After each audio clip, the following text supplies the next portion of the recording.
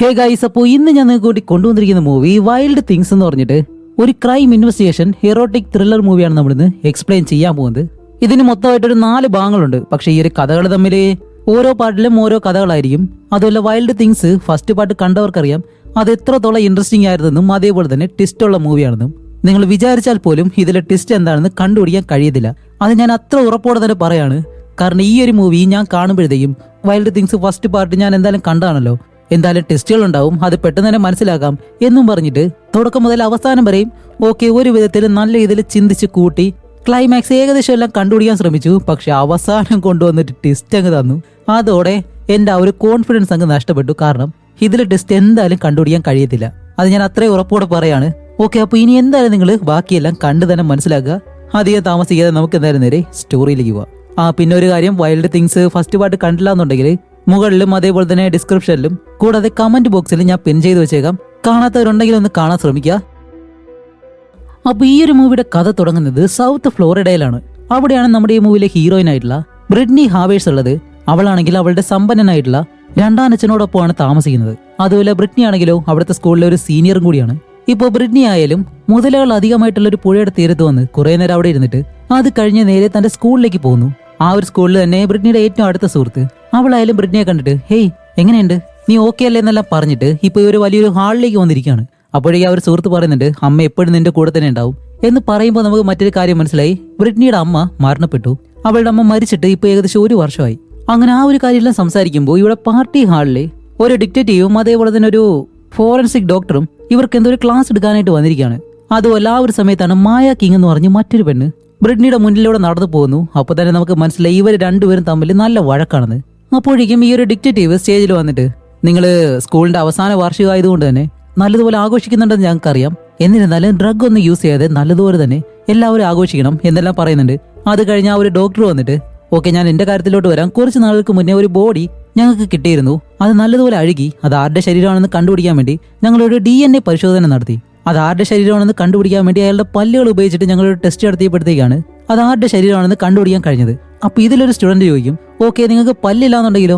അപ്പോൾ അയാൾ പറയും DNA വെച്ചിട്ടായിരിക്കും പിന്നീട് നമ്മൾ അത് ആരാണെന്ന് കണ്ടുപിടിക്കുന്നത് എന്നുള്ള കാര്യങ്ങളെല്ലാം പറയുമ്പോൾ ഈ ഒരു സ്റ്റുഡൻസ് എല്ലാം കൂടി ചേർന്നിട്ട് ആകെ ബഹളം വയ്ക്കാൻ തുടങ്ങാണ്. അപ്പോഴേക്കാണ് ആ ഒരു പ്രിൻസിപ്പൾ വന്നിട്ട് പറയുന്നത് സോറി സാർ, ഇന്നാണ് ഇവിടെ വെച്ചിട്ട് വോളിബോളിന്റെ ഫൈനൽ നടക്കുന്നത്, അതുകൊണ്ടാണ് ഇവരൊന്നും അത്ര അടങ്ങിയിരിക്കാത്തത് എന്ന് പറഞ്ഞിട്ട് ഈ ഒരു ഹാളിലെ പ്രോഗ്രാം കഴിയുന്നതും ഇവരെല്ലാവരും നേരെ അടുത്തുള്ള കടൽ തീരത്തേക്ക് പോവാണ്. കാരണം അവിടെയാണ് വോളിബോൾ ഫൈനൽ നടക്കാൻ പോകുന്നത്. അതും ഈ ഒരു സ്കൂളിലെ ടീം ബ്ലൂ ടീമും അതേപോലെ തന്നെ റെഡ് കളറിലെ മറ്റൊരു ടീമും. അപ്പൊ ഈ ഒരു നീല കളർ ടീമിലാണ് നമ്മുടെ ഹീറോയിൻ ഉള്ളത്, ബ്രിട്നി. അപ്പൊ ഈ ഒരു വോളിബോൾ മത്സരം ഇവിടെ നല്ലതുപോലെ നടക്കുമ്പോൾ മായ കിങ് എന്ന് പറഞ്ഞ ആ ഒരു പെണ്ണുണ്ടല്ലോ, അവളുടെ സുഹൃത്തിനെ വിളിച്ചിട്ട് നമ്മുടെ ബ്രിട്നിയെ കാണിച്ചിട്ടാണ് പറയുന്നത് അവൾ ആരാന്നറിയോ? ബ്ലൂ വെയിൽ എന്ന് പറഞ്ഞിട്ട് ഈ ഒരു സ്ഥലത്തെ ധനികനായിട്ടുള്ള ഒരാളുടെ മകളാണ്, പക്ഷെ അത് അവളുടെ രണ്ടാനച്ഛനാണെന്ന് മാത്രം എന്നും പറഞ്ഞ് ബ്രിട്നിയെ നല്ലതുപോലെ കളിയാക്കും. അപ്പോൾ ബ്രിട്നി ആയാലും ബാളടിക്കുന്ന സമയത്ത് താഴേക്കൊന്ന് വീഴുമ്പോൾ വീണ്ടും അവളെ കളിയാക്കുന്നുണ്ട്. എന്നിരുന്നാലും ഇത് കേട്ട നമ്മുടെ ബ്രിട്നി ചാടി എഴുന്നേറ്റ് അടുത്തടുത്ത ഓരോ റൗണ്ടുകളും വേറെ ലെവലിൽ തന്നെ കളിക്കും. ഇതെല്ലാം മായയെ കാണിക്കാൻ വേണ്ടിയിട്ടാണ്, കാരണം അവൾ കളിയാക്കിയിരുന്നല്ലോ. അങ്ങനെ നല്ലതുപോലെ തന്നെ കളിച്ച് അവസാനം ഈ ഒരു ടീം ജയിക്കാണ് നമ്മുടെ ഹീറോയിന്റെ. അങ്ങനെ ഇവരുടെ ടീം ജയിച്ചത് കൊണ്ട് തന്നെ നമ്മുടെ ഹീറോയിൻ ബ്രിട്നിയുടെ വീട്ടിൽ വെച്ചിട്ട് ഇവരെല്ലാവരും കൂടി ചേർന്ന് ഒരു പാർട്ടി നടത്തുന്നു. ആ ഒരു പാർട്ടിയിൽ അവിടെയുള്ള എല്ലാ സ്റ്റുഡൻസും ഉണ്ട്. വീട് മൊത്തത്തിൽ അലങ്കോലപ്പെടുത്തുകയാണ്. കാരണം ഹീറോയിന്റെ അച്ഛൻ അത്രയും പണക്കാരനുള്ള ഒരാളാണ്. അതുപോലെ ഈ ഒരു വീടിന് വെളിയിലായിട്ട് വലിയൊരു ക്യാമറ വെച്ചിട്ടുണ്ട്. വെളിയിൽ നടക്കുന്ന എല്ലാ കാര്യങ്ങളും ക്യാമറ വഴി അകത്ത് കാണാൻ കഴിയും. അതുപോലെ ഇതിനകത്ത് കിടക്കുന്ന കോപ്രായങ്ങളാണെങ്കിലോ നമുക്ക് എന്തായാലും കാണിക്കാൻ കഴിയത്തില്ല. എറോട്ടിക് മൂവി ആയതുകൊണ്ട് തന്നെ അതുപോലെയുള്ള സീനുകളായിരിക്കും. അങ്ങനെ കുറച്ച് കഴിയുമ്പോഴത്തേക്കാണ് നമ്മുടെ ബ്രിട്നി ഇവിടേക്ക് വന്നിട്ട് മര്യാദയ്ക്ക് എല്ലാവരും വെളിയിറങ്ങിപ്പോയിക്കോ എന്നും പറഞ്ഞിട്ട് എന്താണെന്ന് വെച്ചാൽ അതിലൊരുത്തൻ ഹീറോയിന്റെ അമ്മയുടെ ഫോട്ടോയിൽ വരെ എന്തൊക്കെയോ വരച്ചിങ്ങനെ വെക്കുന്നു. ഇതെല്ലാം കണ്ട് ദേഷ്യപ്പെട്ട് ബ്രിട്നി ആയാലും നേരെ മുകളിലേക്ക് ചെല്ലും. അങ്ങനെ റൂമിൽ കിടക്കുമ്പോഴത്തേക്കാണ് അവളുടെ സുഹൃത്ത് വന്നിട്ട് നീ എന്തെങ്ങനെ വിഷമിക്കുന്നേ? ഇല്ല, എന്റെ അച്ഛൻ അറിഞ്ഞു കഴിഞ്ഞാൽ എന്നെ നല്ലതുപോലെ വഴക്ക് പറയും എന്നെല്ലാം പറയുമ്പോൾ ആ ഒരു സുഹൃത്ത് പറയും അങ്ങനെയാണെങ്കിൽ നിന്റെ അമ്മ വിവാഹം കഴിച്ചതുപോലെ തന്നെ ഒരു പണക്കാരനായിട്ടുള്ള ഒരാളെ നിനക്ക് വിവാഹം കഴിച്ചൂടെ എന്ന് ചോദിക്കുന്ന സമയത്താണ് മായ കിങ് എന്ന് പറഞ്ഞ ആ ഒരു പെണ്ണല്ലോ അവൾ ഇതിനകത്തുണ്ട്. അവൾ ഇതിനകത്ത് വന്നത് വേറെ ഒന്നുമല്ല ബ്രിട്നിയെ കളിയാക്കാൻ വേണ്ടിയിട്ടും അവളുടെ അമ്മയെ പറ്റിയുള്ള കാര്യങ്ങൾ പറയാൻ വേണ്ടിയിട്ടാണ്. കാരണം ഇതുപോലെ കോടീശ്വരനായിട്ടുള്ള ഒരാളെ വിവാഹം കഴിച്ചതാണല്ലോ അവളുടെ അമ്മ. ആ ഒരു രീതിയിൽ അവളെ കളിയാക്കുമ്പോഴത്തേക്കും ബ്രിട്നി മായയെ വഴക്ക് പറഞ്ഞ് വെളിയിലേക്ക് വിടും. കുറച്ച് കഴിയുമ്പോഴത്തേക്കാണ് ബ്രിട്നിയുടെ രണ്ടാനച്ഛൻ, അവന്റെ പേര് നൈൽസ് എന്നാണ്. നൈൽസ് ഇപ്പോൾ അകത്തേക്ക് കയറി വന്നിട്ട് ഈ സ്റ്റുഡൻസിനെ എല്ലാവരെയും കണ്ട് എല്ലാവരെയും വഴക്ക് പറഞ്ഞ് വീട്ടിൽ നിന്ന് വെളിയിലേക്ക് ഇറങ്ങുന്നു. അങ്ങനെ ബ്രിട്നി ആയാലും നേരെ താഴേക്ക് ഇറങ്ങി വന്നിട്ട് സോറി അച്ഛാ, ഇത് എന്റെ തെറ്റല്ല, ഞാനല്ല അങ്ങനെ ചെയ്തെന്ന് പറയുമ്പോൾ അയാള് ഒന്നും മിണ്ടരുത് ഇങ്ങനെ പറയുന്നുണ്ട് ഇതിലൂടെ തന്നെ നമുക്കൊരു കാര്യം മനസ്സിലാവുന്നുണ്ട്. രണ്ടാം അച്ഛൻ ആയതുകൊണ്ട് തന്നെ ബ്രിട്നിയെ അയാൾക്കൊട്ടും ഇഷ്ടമല്ല. അപ്പൊ ബ്രിട്നി പറയും, ഞാൻ നിങ്ങളെ എന്റെ സ്വന്തം അച്ഛനെ പോലെയല്ലേ കാണുന്നേ എന്ന് ചോദിക്കുമ്പോൾ അയാൾ പറയും, സ്വന്തം അച്ഛനല്ല, രണ്ടാം അച്ഛൻ എന്ന് പറഞ്ഞിട്ട് പോകുമ്പോഴത്തേക്കാണ് ഇവിടെ ഒരു ഫ്ലാഷ് ബാക്ക് കാണിക്കുന്നു. ഹീറോയിന്റെ അമ്മയുണ്ടല്ലോ, അവരെങ്ങനെയാണ് മരിച്ചതെന്നുള്ളത്. അവരാണെങ്കിൽ എന്തോ ഒരു വിഷമം കാരണം നല്ലതുപോലെ കാറെല്ലാം ഓടിച്ച് അതേപോലെ തന്നെ നല്ലതുപോലെ മദ്യപിക്കുകയും ചെയ്യുന്നു. അങ്ങനെ മദ്യപിച്ച് ഓടിക്കുമ്പോഴത്തേക്കും നിയന്ത്രണം വിട്ട് ഇവിടെ അടുത്തായിട്ട് ഒരു മുതല കുളമുണ്ട്. അതിലേക്ക് വന്ന് വീണിട്ട് അതിലെ മുതലാളെല്ലാം കൂടി ആ ഒരു സ്ത്രീയെ കൊല്ലുമായിരുന്നു. അങ്ങനെയാണ് അവർ മരിച്ചത്. അങ്ങനെ ആ ഒരു കാര്യം നമ്മുടെ ബ്രിട്നി സ്വപ്നം കണ്ട് പെട്ടെന്ന് ഞെട്ടി എഴുന്നേറ്റിരിക്കുകയാണ്. അതേസമയമാണ് വീടിന് വെളിയിൽ എന്തോ ഒരു ശബ്ദം കേൾക്കുന്നു. ബ്രിട്നി ആയാലും ഓടിയിട്ട് അവിടെ ആ ഒരു ക്യാമറ റൂം ഉണ്ടല്ലോ അവിടേക്ക് വന്ന് എന്താണ് നടക്കുന്നത് നോക്കുമ്പോഴത്തേക്കും വെളിയിൽ ഒരു മൊട്ടത്തലയും വന്നിട്ട് നൈൽസിനെ നല്ലതുപോലെ ഇടിച്ച്, എന്റെ പണം എവിടെ, മര്യാദയ്ക്ക് എന്റെ പണം തരണം, ഇല്ലാന്നുണ്ടെങ്കിൽ നിന്റെ സ്വത്ത് മുഴുവൻ ഞാൻ എടുക്കും എന്നും പറഞ്ഞിട്ട് നൈൽസിനെ നല്ലതുപോലെ ഇടിച്ച് തോക്കെല്ലാം വെച്ച് അയാളെ ഭീഷണിപ്പെടുത്തുന്നു. അങ്ങനെ ബ്രിട്നി ആയാലും ഇത് കണ്ട് പെട്ടെന്ന് താഴേക്ക് ഇറങ്ങി വന്നിട്ട് നൈൽസിനോട് ചോദിക്കും, അല്ല ഇതാരായിരുന്നു, എന്താ സംഭവിച്ചെന്ന് ചോദിക്കുമ്പോ ഒന്നുമില്ല, ഇത് നിന്റെ കാര്യമല്ല, നീ അത് തിരക്കണ്ടെന്ന് പറയുമ്പോ അച്ഛൻ എന്നെ വിശ്വസിക്കാം എന്ന് പറയുമ്പോ ഇല്ല, നിന്റെ രണ്ടാം അച്ഛൻ എന്നുള്ള രീതിയിൽ വീണ്ടും ഇങ്ങനെ കുത്തി പറയാണ്. എന്നിട്ട് അയാൾ പറയുന്നുണ്ട്, നാളെ തന്നെ ഞാൻ മറ്റൊരിടത്തേക്ക് പോവും, നിന്നെ ഈ ഒരു വീട് വിട്ടിട്ട് നിന്നെ ഇവിടെ തനിച്ചക്കിട്ട് ഞാൻ എങ്ങനെ പോവും, കാരണം ഇന്നലെ തന്നെ ഒരുപാട് പിള്ളേര് വന്നിട്ട് ഇവിടെ ഓരോ കാര്യങ്ങൾ ചെയ്തു. ഓക്കെ, അതെന്തോ ആവട്ടെ, എന്തായാലും ഞാൻ പോയിട്ട് വരാന്ന് പറഞ്ഞ് അടുത്ത ദിവസം തന്നെ നൈൽസ് തനിക്കൊരു പ്രൈവറ്റ് പ്ലെയിൻ ഉണ്ട്, അതാണെങ്കിൽ അവന് സ്വന്തമായിട്ട് ഓടിക്കാനും അറിയാം. അങ്ങനെ അതും എടുത്ത് വേറെ ഏതോ ഒരു സ്ഥലത്തേക്ക് ഇങ്ങനെ പോവാണ്. അതേസമയം ഇവിടെ ബ്രിട്നി ആണെങ്കിലോ ആ ഒരു വോളിബോൾ പ്രാക്ടീസ് ചെയ്യാൻ വേണ്ടിയിട്ട് അവളുടെ സുഹൃത്തിനോടൊപ്പം നടന്നു പോകുമ്പോൾ ഇന്നലെ വീട്ടിൽ സംഭവിച്ച ആ ഒരു കാര്യത്തെപ്പറ്റി ആ ഒരു സുഹൃത്തിനോട് പറയുന്നുണ്ട്. ഇതുപോലെ ഒരു മൊട്ടത്തലയൻ എന്റെ അച്ഛനെ കൊല്ലുമെന്നെല്ലാം ഭീഷണിപ്പെടുത്തി എന്നുള്ള കാര്യങ്ങളെല്ലാം പറയുന്നുണ്ട്. അപ്പൊ ഇത് പോലീസിനോട് പറയുമ്പോൾ അതിനെപ്പറ്റി എനിക്ക് കൂടുതൽ അറിയത്തില്ല, ഓക്കെ നമുക്ക് എന്തായാലും ഇതിനെപ്പറ്റി സംസാരിക്കേണ്ട, നമുക്ക് പ്രാക്ടീസ് ചെയ്യാമെന്ന് പറഞ്ഞിട്ട് ഇവര് പ്രാക്ടീസ് ചെയ്യാൻ തുടങ്ങുന്നു. അത് കഴിഞ്ഞ് കുറച്ചു നേരം കളിക്കുകയും ചെയ്യുന്നുണ്ട്. അതേസമയം നൈൽസിനെ കാണിക്കുമ്പോൾ അവനിപ്പോ ഈ ഒരു പ്ലെയിൻ ഓടിച്ചുകൊണ്ട് പോകുന്ന സമയത്ത് പ്ലെയിനിന് എന്തോ ഒരു തകരാറ് സംഭവിക്കുന്നു. അവനാണെങ്കിൽ അത് കൺട്രോൾ ചെയ്യാനായിട്ട് കഴിയുന്നില്ല. പെട്ടെന്ന് എന്താ സംഭവിക്കുന്ന വെച്ചാൽ ഈ ഒരു പ്ലെയിൻ നിയന്ത്രണമില്ലാതെ ഇടിച്ചിറങ്ങി അതില് നൈൽസ് എന്ന് പറഞ്ഞ അയാള് ബ്രിട്നിയുടെ രണ്ടാം അച്ഛൻ മരണപ്പെടുകയാണ് ചെയ്യുന്നത്.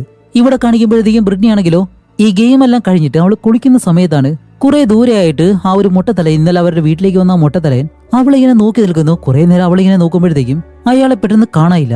അങ്ങനെ അത് കഴിഞ്ഞ് കാണിക്കുമ്പോഴത്തേക്കും ഇപ്പോൾ ബ്രിട്നിയെ ആ ഒരു പ്രിൻസിപ്പളെ വിളിക്കുകയാണ്. നോക്കുമ്പോഴത്തേക്കും അവിടെ ഡിക്റ്റേറ്റീവ് ഉണ്ട്.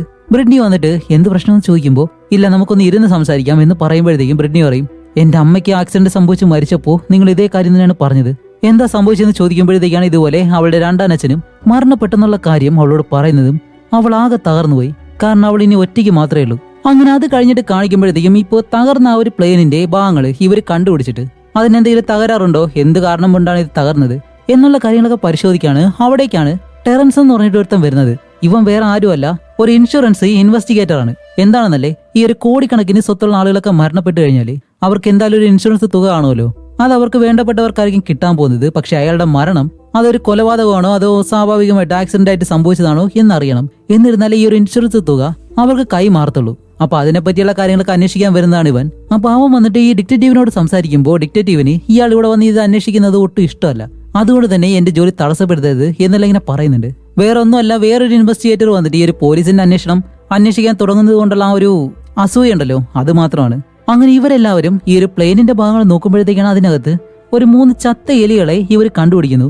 അപ്പോൾ ടെറൻസ് ആയാലും അവിടെ വന്നിട്ട് ഇതുപോലെ വിമാനത്തിൽ നിന്നും എന്തെങ്കിലും എലികളെ കണ്ടുപിടിച്ചതായിട്ട് നിങ്ങൾക്ക് അറിയോ എന്നുള്ള രീതിയിൽ ഒരു സംശയത്തോടെ തന്നെ സംസാരിച്ച് അവൻ അവിടെ നിന്ന് പോവാണ്. അങ്ങനെ അത് കഴിഞ്ഞിട്ട് നമ്മുടെ ഡിറ്റക്റ്റീവ് നേരെ ബ്രിട്നിയെ കാണാനായിട്ട് അവളുടെ വീട്ടിലേക്ക് വരും. ഇപ്പൊ ഈ ഒരു വീട്ടിലുള്ളത് ബ്രിട്നിയും അതേപോലെ തന്നെ അവളുടെ ആ ഒരു സുഹൃത്തും മാത്രമാണ്. കാരണം ഈ ഒരു സ്വത്തുക്കളെല്ലാം ഇനി അനുഭവിക്കാൻ പോകുന്നത് ബ്രിട്നിയാണല്ലോ. അങ്ങനെ ഈ ഒരു ഡിറ്റക്റ്റീവ് വരുമ്പോൾ ഇവർ ആ ഒരു സ്വിമ്മിംഗ് പൂളിലായിരുന്നു. ഡിറ്റക്റ്റീവിനെ കാണുമ്പോൾ തന്നെ നമ്മുടെ ബ്രിട്നി അയാളുടെ അടുത്തേക്ക് നടന്നിങ്ങനെ വരും. ആ ഒരു സമയത്ത് ഡിറ്റക്റ്റീവ് ചോദിക്കും, ഓക്കെ നിന്റെ അച്ഛന്റെ മരണവുമായിട്ട് ബന്ധപ്പെട്ട കാര്യങ്ങൾ ചോദിക്കാൻ വേണ്ടിയിട്ടാണ്. ആ വിമാന അപകടം അതിനകത്ത് നിന്ന് ഒരു എലിയെ ഞങ്ങൾ കണ്ടുപിടിച്ചു. അതുപോലെ ഞങ്ങൾക്ക് കുറച്ച് സംശയം കൂടിയുണ്ട്.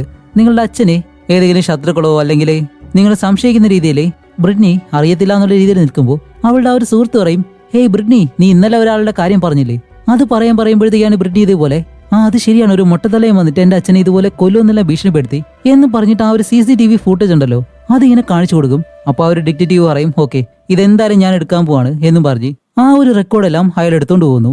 അങ്ങനെ അത് കഴിഞ്ഞിട്ട് ബ്രിട്നിയും അവളുടെ വക്കീലും കൂടി ചേർന്ന് ഈ ഒരു ഇൻഷുറൻസ് തുകയുണ്ടല്ലോ അവളുടെ അച്ഛന്റെ ആ ഒരു പണം ചോദിക്കാൻ വേണ്ടിയിട്ട്, അതുമല്ല ഇവളുടെ കോളേജ് പഠനം കഴിയുന്നത് വരെ അതിൽ നിന്നും ഒരു സ്റ്റൈഫൻഡ് ആയിട്ട് ഇവൾക്ക് എന്തെങ്കിലും പണം കൊടുക്കണം എന്നുള്ള രീതിയിൽ സംസാരിക്കാൻ വരുമ്പോൾ അവർ പറയുന്നത് എന്താണെന്ന് വെച്ചാൽ ഇതുപോലെ $25,000 മാത്രമേ ഒരു വർഷത്തേക്ക് ഇവൾക്ക് കൊടുക്കാൻ കഴിയത്തുള്ളൂ, അല്ലാതെ വേറൊന്നും തരാൻ കഴിയത്തില്ല എന്ന് പറയുമ്പോഴത്തേക്കും ബ്രിട്നി പറയും, ഹേയ് അതെങ്ങനെ, എന്റെ അച്ഛന്റെ സ്വത്തും കാര്യങ്ങളെല്ലാം എനിക്ക് അവകാശപ്പെട്ടതല്ലേ, ആ ഒരു ഇൻഷുറൻസ് തുക അതും $70 മില്യൺ ആണ്, ആ ഒരു പണം എനിക്ക് അവകാശപ്പെട്ടതല്ലെന്ന് ചോദിക്കുമ്പോൾ അവിടെയാണ് ഒരു കാര്യം. ഇത് അവളുടെ സ്വന്തം അച്ഛനല്ല, രണ്ടാനച്ഛനാണ്. അതുകൊണ്ട് തന്നെ അയാൾക്ക് വേറെ രക്താവകാശികളൊന്നും ഇല്ലാത്തത് കൊണ്ട് ആ ഒരു പണമെല്ലാം ഒരു കോർപ്പറേറ്റ് ട്രസ്റ്റിലേക്ക് പോവും. ഹീറോയിനായുള്ള ബ്രിഡ്നിക്ക് ആ ഒരു പണം ഒരിക്കലും കിട്ടത്തില്ല. കാരണം നോമിനിയായിട്ട് ഇവളുടെ പേര് വെച്ചിട്ടില്ല ഒരിക്കലും. അതുകൊണ്ട് നിസ്സാരമായിട്ടുള്ള $25,000 അത്ര മാത്രമേ ഒരു വർഷത്തേക്ക് അവൾക്ക് കിട്ടത്തുള്ളൂ. ഇതല്ലാതെ ഞങ്ങൾക്ക് വേറെ ഒന്നും ചെയ്യാൻ കഴിയത്തില്ല എന്ന് പറയുമ്പോൾ ബ്രിഡ്നിക്കായാലും അത് ഒട്ടും കഴിയുന്നില്ല. എന്നിരുന്നാലും വേറെ വഴിയില്ലല്ലോ. അങ്ങനെ നാളെ തന്നെ ജഡ്ജിയെ കണ്ട് ഈ ഒരു പേപ്പറിലെല്ലാം സൈൻ ചെയ്ത് കഴിഞ്ഞാൽ ആ ഒരു പണം നിങ്ങൾക്ക് കിട്ടും എന്നും പറഞ്ഞിട്ട് അവരവിടെ നിന്ന് പോകുന്നതും ഇവിടെ ടെറൻസ് എന്ന് പറഞ്ഞിട്ട് ആ ഒരു ഇൻഷുറൻസ് ഏജന്റ് ഉണ്ടല്ലോ, അവനെ കാണിക്കുമ്പോൾ അവൻ ആ ഒരു ചത്ത എലിയും കൊണ്ട് ഒരു അനിമൽ ഹോസ്പിറ്റലിലേക്കാണ് വരുന്നത്. എന്നിട്ടാണ് അവന്റെ കൂടെ വർക്ക് ചെയ്യുന്ന മറ്റൊരു പെണ്ണിനെ വിളിച്ചിട്ട് ഇതുപോലെ ബ്രിഡ്നി എന്ന് പറഞ്ഞ ആ ഒരു പെണ്ണെയും നൈൽസ് അവനെ പറ്റിയുള്ള എല്ലാ വിവരങ്ങളും എനിക്കറിയണം, അത് എത്രയും പെട്ടെന്ന് കണ്ടുപിടിച്ച് പറയാൻ പറയും. എന്നിട്ട് ഇവൻ ആ ഒരു എലിയും കൊണ്ട് നേരെ ആ ഒരു ഹോസ്പിറ്റലിനകത്തേക്ക് ചെന്നിട്ട് അവിടെയുള്ള ഡോക്ടറിനെ കണ്ട് ഈ ഒരു എലിയെ നല്ലതുപോലെ പരിശോധിക്കണം. ഈ ഒരു എലി നൈൽസ് എന്ന് പറഞ്ഞ അയാളുടെ വിമാനത്തിൽ എങ്ങനെയാണ് വന്നത്, ഇത് സാധാരണ മണ്ണിൽ ജീവിക്കുന്ന എലിയാണോ അതോ വീടിനുള്ളിൽ ജീവിക്കുന്നതാണോ എന്നുള്ള കാര്യം കണ്ടുപിടിക്കണം. കാരണം വേറെ ഒന്നുമല്ല, ഇതിനെ ആരെങ്കിലും അയാളെ കൊല്ലാൻ വേണ്ടിയിട്ട് മനഃപൂർവ്വം ആ ഒരു വിമാനത്തിനകത്ത് കൊണ്ടാക്കിയതാണെങ്കിൽ ഇത് കടിച്ച് അതിന്റെ വയറെല്ലാം അറുത്തിട്ട് അങ്ങനെയായിരിക്കും ആ ഒരു വിമാനത്തിന് ആക്സിഡന്റ് സംഭവിച്ച് അയാൾ മരണപ്പെട്ടത് എന്നുള്ള രീതിയിലും സംശയിക്കാൻ കഴിയും. അപ്പൊ ആ ഒരു ഡോക്ടർ പറയും ശരി, ഞാൻ എല്ലാ കാര്യങ്ങളും കണ്ടുപിടിച്ചിട്ട് നിന്നെ വിളിക്കാമെന്ന് പറഞ്ഞ്.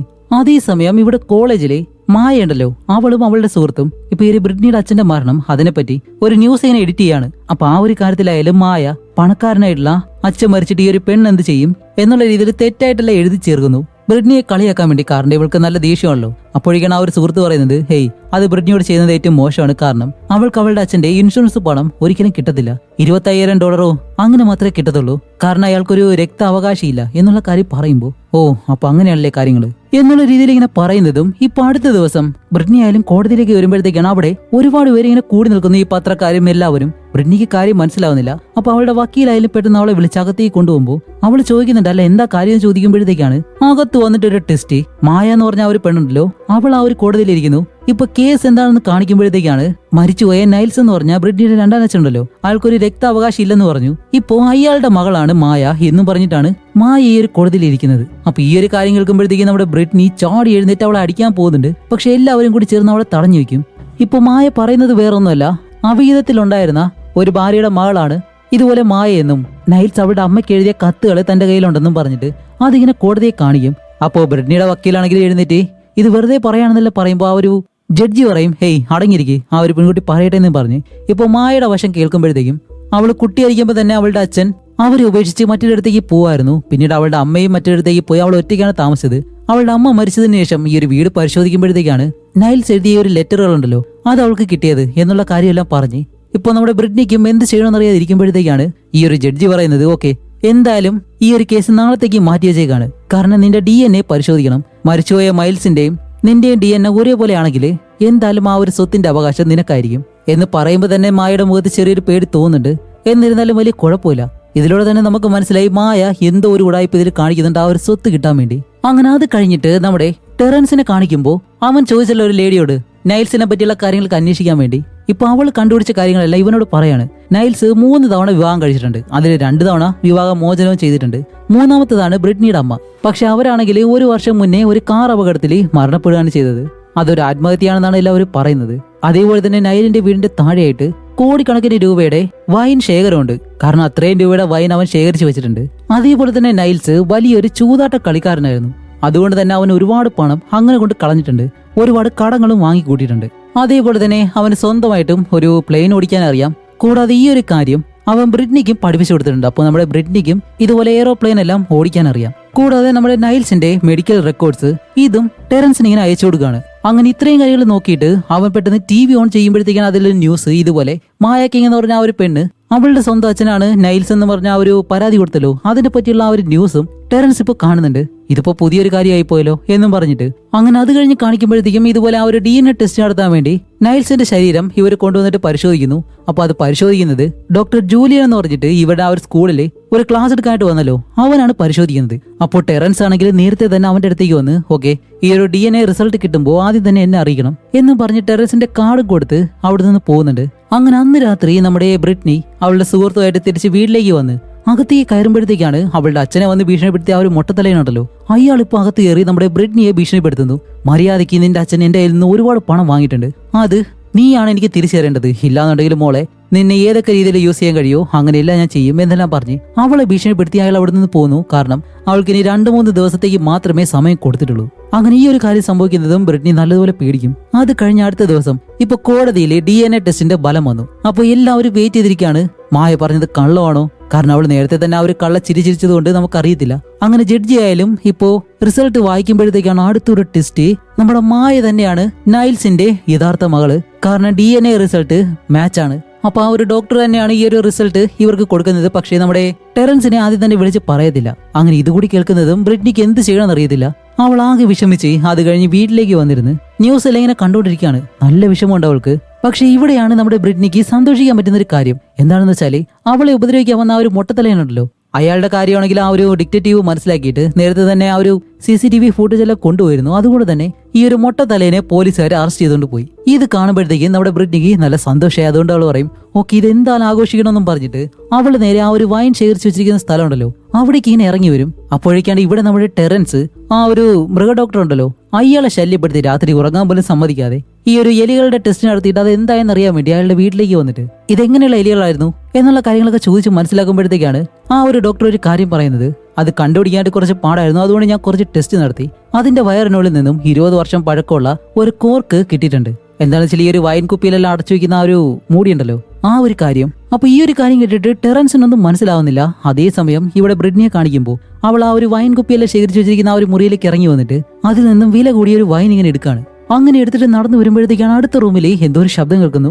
അവൾ പതിയെ അവിടേക്ക് ചെല്ലുമ്പോൾ അവിടെ ഒരു കൂടിരിപ്പുണ്ട്. അതിനകത്താണെങ്കിലോ കുറച്ച് എലികളും ഉണ്ട്. അതേസമയം കാണിക്കുമ്പോഴത്തേക്കും അവിടെ നിന്ന് മായ എന്ന് പറഞ്ഞ ആ ഒരു പെണ്ണ് മറ്റൊരു വൈനും കുടിച്ചുകൊണ്ട് വരുന്നു. ഓക്കെ ഇവളുടെ അച്ഛനാണെന്ന് പറഞ്ഞതെല്ലാം ശരി തന്നെയാണ്. പക്ഷെ ഇവള് പെട്ടെന്ന് ഇങ്ങനെ ഇതിനകത്തെ കാര്യമൊന്നും അറിയത്തില്ല. ബ്രിട്നി ആയാലും പേടിച്ചിട്ട് നീ കുടിക്കുന്നത് $2000 വിലയുള്ള ഒരു വൈനാണ് എന്ന് പറയുന്നതും മായ ഇപ്പോ ബ്രിട്നിയുടെ അടുത്തേക്ക് നടന്നു വന്നിട്ട് ഓക്കെ അതിനെനിക്ക് അവകാശമുണ്ട് എന്ന് പറഞ്ഞ് കുറച്ചു നേരം നോക്കി നിന്നിട്ട് ഇവളുമാരിപ്പോ എന്താണ് ചെയ്യാൻ പോകുന്ന അറിയത്തില്ല. പെട്ടെന്ന് രണ്ടും കൂടി ചിരിക്കാണ്.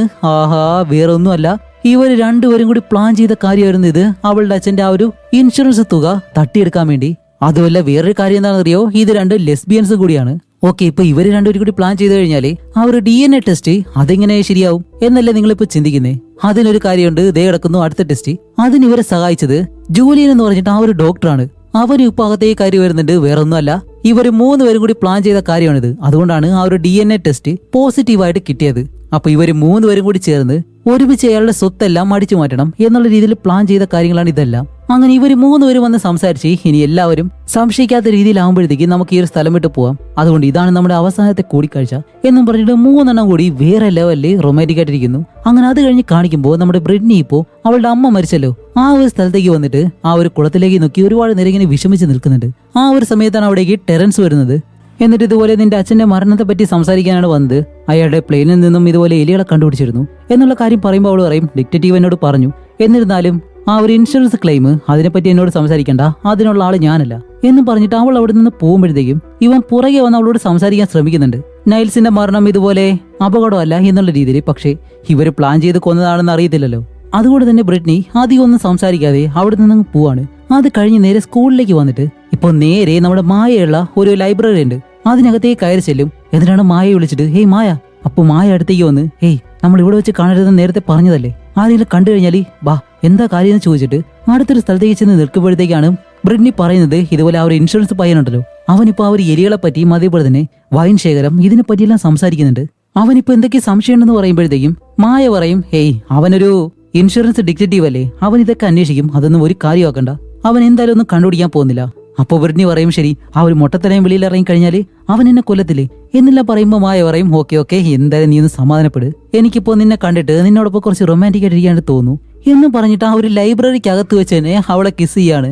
അങ്ങനെ അത് കഴിഞ്ഞിട്ട് ഇവിടെ നമ്മുടെ ടെറൻസിനെ കാണിക്കുമ്പോ ആ ഒരു ഡോക്ടർ ജൂലിയൻ ഉണ്ടല്ലോ പോസ്റ്റ്മോർട്ടം ചെയ്ത അവന്റെ അടുത്തേക്ക് ടെറൻസ് ഇപ്പോ വന്നിട്ട് ഓക്കെ നിങ്ങൾ ആ ഒരു റിപ്പോർട്ട് എനിക്ക് നേരത്തെ തന്നെ തരാൻ പറഞ്ഞിട്ട് തന്നില്ല, അതെന്തായാലും പോട്ടെ, പക്ഷെ ഞാനിപ്പോ നൈൽസിന്റെ മെഡിക്കൽ റെക്കോർഡുകളെല്ലാം പരിശോധിച്ചു. അയാൾക്ക് ഏകദേശം ഒരു 50 വയസ്സ് പ്രായം ഉണ്ടാവും, നല്ല ഫിറ്റ് ആയിരുന്നു. പിന്നെ അയാൾക്ക് കുറെ നാളുകൾക്ക് മുന്നേ എന്തൊക്കെ അസുഖങ്ങൾ ഉണ്ടായിരുന്നു. ആ ഒരു അസുഖം കാരണം അയാൾക്ക് വന്ധ്യതയുണ്ട്. എന്താണെന്ന് വെച്ചാൽ അയാൾക്ക് ഒരിക്കലും കുട്ടികൾ ജനിക്കത്തില്ല. എന്നിട്ട് ആ ഒരു അസുഖത്തിന്റെ പേരും പറഞ്ഞ് ഡോക്ടർ ഇത് ശരിയല്ലേ, ഈ ഒരു അസുഖം ഉണ്ടെങ്കിൽ ഒരിക്കലും കുട്ടികളുണ്ടാകത്തില്ലല്ലോ. അപ്പോൾ ആ ഡോക്ടർ പറയും ശരിയാണ് അതിന് സാധ്യതയുണ്ട് എന്നല്ല ഇങ്ങനെ പറയാണ്. അപ്പോൾ നമ്മുടെ ടെറൻസ് ആണെങ്കിൽ വ്യക്തമായിട്ട് ഈ ഒരു ഡോക്ടറിനോടൊന്നും പറയത്തില്ല. ടെറൻസിനുള്ള സംശയങ്ങളെല്ലാം ആ ഒരു ഡോക്ടറിനോട് ചോദിക്കുമ്പോൾ ടെറൻസിന് എന്തായാലും ഒരു കാര്യം മനസ്സിലായി, മരിച്ചുപോയ നൈൽസിന് ഒരിക്കലും കുട്ടികളുണ്ടാവത്തില്ല, അങ്ങനെയാണെങ്കിൽ മായ ഒരിക്കലും നൈൽസിന്റെ മകളല്ല എന്നുള്ള കാര്യം ടെറൻസിന് മനസ്സിലായി. അതുപോലെ ഈ ഒരു ഡോക്ടർ ആണെങ്കിൽ എന്തോ ഒരു ഉടായ്പ കാണിച്ചിട്ടുണ്ടെന്നും ടെറൻസ് ഇപ്പോൾ മനസ്സിലാക്കാണ്.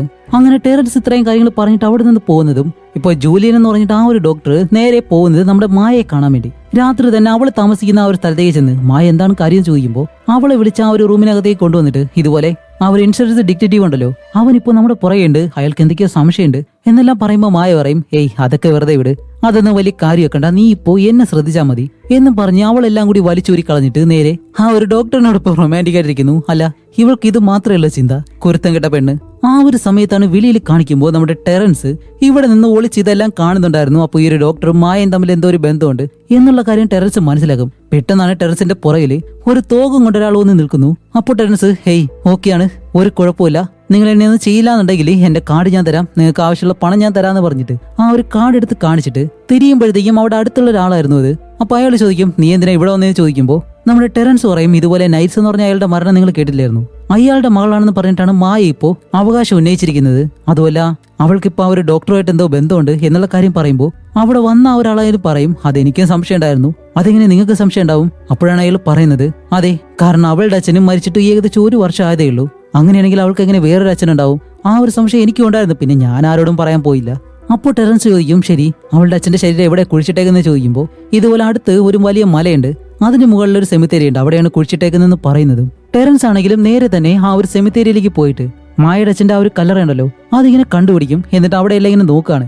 അതേ സമയം മായയാണെങ്കിൽ പെട്ടെന്ന് ബ്രിഡ്നിയെ വിളിച്ചിട്ട് ഈ ഒരു ഡോക്ടർ പറഞ്ഞ കാര്യങ്ങളെല്ലാം പറയും. അപ്പോ ബ്രിഡ്നി പറയും, ഒരുപക്ഷെ ആ ഒരു ഡോക്ടർ അബദ്ധത്തിൽ എന്തെങ്കിലും കാര്യം അയാൾ പറഞ്ഞാലോ, നമ്മൾ എന്തായാലും പിടിക്കപ്പെടുത്തില്ലെന്ന് ചോദിക്കുമ്പോൾ ഓക്കെ, അവന്റെ സംസാരം കേട്ടിട്ട് അങ്ങനെയാണ് തോന്നുന്നത്, അതുകൊണ്ട് അവന്റെ കാര്യം എന്തായാലും നമുക്ക് നോക്കാം. അപ്പോൾ ബ്രിഡ്നി പറയും, ഇല്ല മായ, ആവശ്യമില്ലാത്ത ഒരു കാര്യം ചിന്തിക്കരുതെന്ന് പറയുമ്പോൾ ഇതല്ലാതെ നമുക്ക് വേറെ വഴിയില്ല, അവൻ എന്തായാലും നമ്മൾ കൈകാര്യം ചെയ്യും, അത് ഞാൻ പറയുന്നത് പോലെ തന്നെ എന്നും പറഞ്ഞിട്ട് അടുത്ത ദിവസം തന്നെ മായ നേരെ ആ ഒരു ഇൻഷുറൻസ് കമ്പനി ഉണ്ടല്ലോ അവിടേക്ക് ചെന്ന് ആ ഒരു പേപ്പറിൽ സൈൻ ചെയ്ത് $70 മില്യൺ അത് അവളുടെ പേരിലേക്ക് മാറ്റാണ്. അപ്പൊ ആ ഒരു അത്രയും പണവും ഇനി മായയ്ക്ക് സ്വന്തമാണ്. അങ്ങനെ അത് കാരണം അവൾ ആകെ സന്തോഷിക്കുന്ന ആ ഒരു റൂമിനകത്ത് വെച്ച് തന്നെ അവൾ ആകെ സന്തോഷിച്ച് അറുമാദിച്ചിട്ട് ഇപ്പൊ നേരെ വെളിയിലേക്ക് വന്ന് ബ്രിഡ്നിയെ വിളിച്ചിട്ട്, ബ്രിഡ്നി, ചെക്ക് എന്തായാലും എന്റെ കയ്യിൽ കിട്ടിയിട്ടുണ്ട്, ഇനി എന്തായാലും ആ ഒരു ഡോക്ടറിന്റെ കാര്യം അവനെ ഞാൻ ഒരു സ്ഥലത്തേക്ക് വിളിച്ചിട്ടുണ്ട്, നീയും പെട്ടെന്ന് അവിടേക്ക് വാ, അവിടെ വെച്ച് അവന്റെ കാര്യം നമുക്ക് നോക്കാന്നും പറഞ്ഞ് അവള് വെക്കാനായിട്ട് വരുമ്പോ അപ്പോഴും നമ്മുടെ ബ്രിഡ്നിയെ കൊണ്ടത് കഴിയുന്നില്ല. അപ്പൊ മായ പറയും, ഇത് നോക്ക്, നമുക്ക് രണ്ടുപേർക്ക് ഒരുമിച്ച് ജീവിക്കാം, അതാണിപ്പോ നോക്കേണ്ടത്, അവൻ എന്തായാലും നമുക്ക് ആവശ്യമില്ലാന്നും പറഞ്ഞ് ഇവർ അവിടേക്ക് പോകുമ്പോഴത്തേക്കാണ് ഇവിടെ നമ്മുടെ ടെറൻസ് ആ ഒരു ഡോക്ടറെ പറ്റി അന്വേഷിക്കുന്നത്. അപ്പോഴേക്കാണ് മനസ്സിലാവുന്നത് അവനൊരു ഫേക്ക് ആയിട്ടുള്ള ഡോക്ടറാണ്, ഫേക്ക് ആയിട്ടുള്ള സർട്ടിഫിക്കറ്റ് ഒക്കെയാണ് അവൻ വെച്ചിരിക്കുന്നതെന്ന്. അതേസമയം ഇവിടെ നമ്മുടെ മായനെ ബ്രിഡ്നിയെ കാണിക്കുമ്പോൾ ബ്രിഡ്നി ആണെങ്കിലോ മായ പറഞ്ഞ ആ ഒരു സ്ഥലത്തേക്ക് വന്നത് ഒരു വലിയ പഴയ ഫാക്ടറിയാണ്. അതിനകത്തേക്ക് വന്നിട്ട് മായ, നീ എവിടെയാണെന്ന് ചെല്ലാം ചോദിച്ച് ഒരിടത്തേക്ക് വരുമ്പോഴത്തേക്കും മായ പെട്ടെന്ന് പേടിപ്പിക്കുന്നത് പോലെ ചാടിയിറങ്ങും. ഏയ്, വെറുതെ പേടിപ്പിക്കാനായിട്ട്. അപ്പോഴേക്കാണ് മായ പറയുന്നത്, ഓക്കെ, അവനിപ്പോ കുറച്ച് കഴിയുമ്പോഴത്തേക്ക് ഇവിടേക്ക് വരും, അതിനു മുന്നേ എങ്ങനെയാണ് ഷൂട്ട് ചെയ്യുന്നതെന്ന് ഞാൻ പഠിപ്പിച്ചുതരാം എന്നും പറഞ്ഞ് ഒരു തോക്ക് അവൾ കൊണ്ടുവന്നിട്ട് അതിൽ ബുള്ളറ്റ് എല്ലാം ലോഡ് ചെയ്ത് അതെങ്ങനെയാണ് ഷൂട്ട് ചെയ്യുന്നത് എന്ന് നമ്മുടെ ബ്രിഡ്നിയെ പഠിപ്പിക്കാൻ പോവാണ്. അപ്പൊ അതുപോലെ തന്നെ ബുള്ളറ്റ് എല്ലാം ലോഡ് ചെയ്തിട്ട് നമ്മുടെ ബ്രിഡ്നിയുടെ കയ്യിലേക്ക് പിടിച്ച് ഷൂട്ട് ചെയ്യാനായിട്ട് ഇങ്ങനെ വരുമ്പോഴത്തേക്കും ആ ഒരു ഡോക്ടർ ഇപ്പോ അവിടെ നിന്ന് കയറി വരുന്നു. അപ്പൊ ഇവര് ഷൂട്ട് ചെയ്യുന്നത് കാണുന്നതും ഡോക്ടർ പെട്ടെന്ന് പേടിച്ചോടാനായിട്ട് വരുമ്പോ നമ്മുടെ മായ തോക്ക് വാങ്ങി ഷൂട്ട് ചെയ്യാൻ ശ്രമിക്കുന്നുണ്ട്. പക്ഷേ ബുള്ളറ്റ് കറക്റ്റ് ലോഡായില്ല. അതുകൊണ്ട് തന്നെ ഡോക്ടറിന്റെ പുറകെ പോകും. അപ്പൊ ഡോക്ടർ ജീവനും കൊണ്ട് ഒരു ഒറ്റ ഓട്ടം, നിന്റെയൊക്കെ പണവും വേണ്ട ഒന്നും വേണ്ടെന്ന് പറഞ്ഞിട്ട് അങ്ങനെ ഓടി ഓടി ഇപ്പൊ ഡോക്ടർ ഒരു അടുത്ത് ഒളിച്ചു നിൽക്കാണ്. മായയും പുറകെ തന്നെ പോകുന്നുണ്ട്. ഒരു സൈഡിൽ എത്തുമ്പോഴത്തേക്കാണ് നമ്മുടെ ബ്രിഡ്നിയെ ഡോക്ടർ കണ്ടിട്ട് പെട്ടെന്ന് അവളുടെ കഴുത്തിൽ പിടിച്ച്, ഹോ, രണ്ടും കൂടി ചേർന്നിട്ട് എന്നെ കൊല്ലാൻ ശ്രമിക്കാണല്ലേ എന്നും പറഞ്ഞ് ബ്രിഡ്നിയുടെ കഴുത്തൊടിച്ച് ഞെരിക്കുന്ന സമയം പെട്ടെന്ന് പുറകിൽ നിന്ന് മായ ആ ഒരു ഡോക്ടറിനെ ഷൂട്ട് ചെയ്യുന്നു. അയാള് വെടികൊണ്ട് നേരെ താഴേക്ക് ഒന്ന് വീഴുന്നതും ഇപ്പൊ ബ്രിഡ്നി വന്നിട്ട്, ഓക്കെ, നമ്മളിനി എന്താ ചെയ്യാൻ പോകുന്നേ, ഇയാളുടെ ശരീരം എന്താ ചെയ്യാൻ പോകുന്നത് ചോദിക്കുമ്പോ മായ പറയും, അതൊക്കെ നല്ലൊരു സ്ഥലമുണ്ട്, നിന്റെ അമ്മ ആ ഒരു കാർ കൊണ്ട് വീണ ആ ഒരു തടാകമല്ലേ, അവിടെ നിന്ന് നിന്റെ അമ്മയുടെ ബോഡി പോലും ആർക്കും കിട്ടിയിട്ടില്ല, അതാണ് പറ്റിയ സ്ഥലം, അവിടേക്ക് കൊണ്ടുവന്ന ആ ഒരു മുതലാൾക്ക് ഇട്ടുകൊടുത്തു കഴിഞ്ഞാല് അത് തീർത്തോളെന്ന് പറഞ്ഞ് അവന്റെ ബോഡി എടുത്ത് ഇവര് രണ്ടുപേരും ആ ഒരു സ്ഥലത്തേക്ക് പോവാണ്.